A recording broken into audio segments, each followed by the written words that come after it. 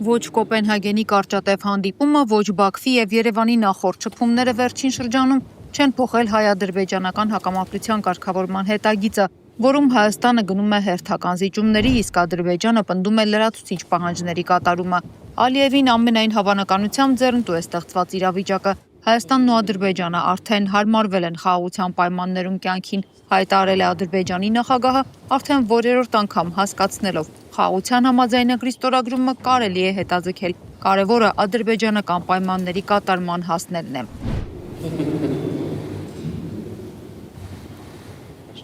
Իսկ ահա Մոսկովյան այցից հետո Ադրբեջանի նախկին արտգործնախարար Թոֆիկ Զուլֆուղարովը հայտարարում է, որ Հայաստանի վարչապետ Նիկոլ Փաշինյանը կտրուկ փոխել է Զանգեզուրի միջանցքի վերաբերյալ իր հռետորաբանությունը եւ այժմ փորձում է Ադրբեջանին դարձնել իր սաբոտաժի մեղավորը։ Զուլֆուղարովի խոսքով Ռուսաստանի նախագահ Վլադիմիր Պուտինը փաստացի արգելել է Փաշինյանին կատարել Վաշինգտոնում ձեռք բերված համաձայնագրերով ստանձնած պարտավորությունները։ Və indi bizim münasibətlərimiz Ermənistanla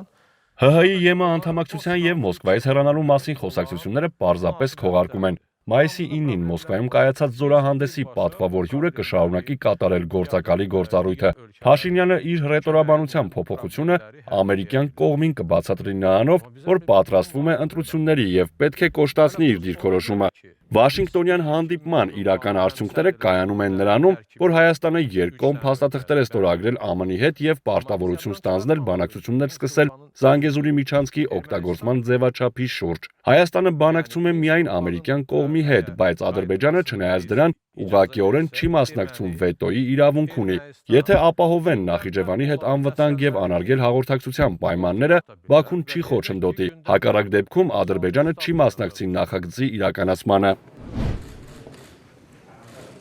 Բաքվի խոսափողը Փաշինյանի դիրքորոշման կոշտացումը բացատրում է Մոսկվայի ճնշմամբ։ Ներկա իրավիճակից ամենից շատ դժգոհ են Ռուսաստանն ու Իրանը, քանի որ Միացյալ Նահանգների եւ Եվրամիության մասնակցությամբ բանակցությունների նոր ձևաչափերը թույլատնում են նրանց ազդեցությունը տարածաշրջանում։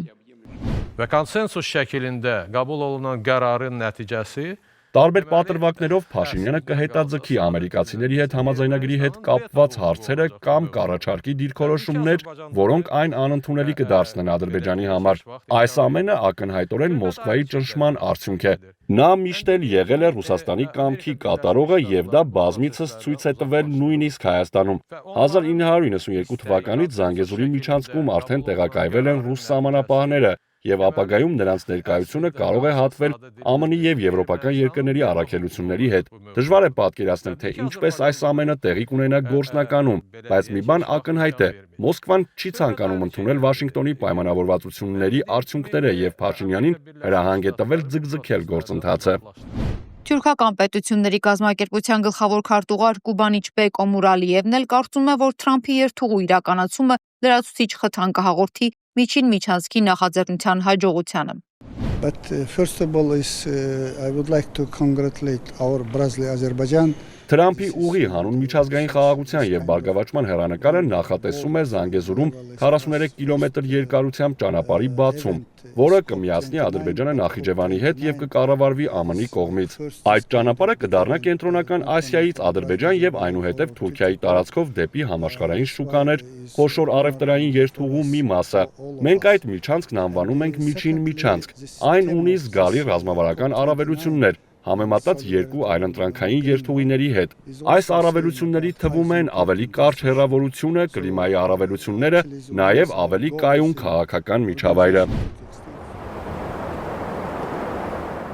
Տարածաշրջանում համապարփակ խաղաղության եւ կայունության հաստատումը, նաև Թրամփի ուղու իրականացումը լրացուցիչ խթան կհանդիսանան միջին միջանցքի նախաձեռնության հաջողության համար, հաստատում է գլխավոր քարտուղարը եւ ուշադրությունը կենտրոնացնում Ադրբեջանի ու Հայաստանի միջև խաղաղության գործընթացում Միացյալ Նահանգների հատուկ դերի վրա։ Հայ-ադրբեջանական խաղաղարար զարգացումը համարելով պատմական շրջադարձային պահ ոչ միայն Ադրբեջանի եւ Հայաստանի, այլև ամբողջ Հարավային Կովկասի եւ նրա սահմաններից դուրս։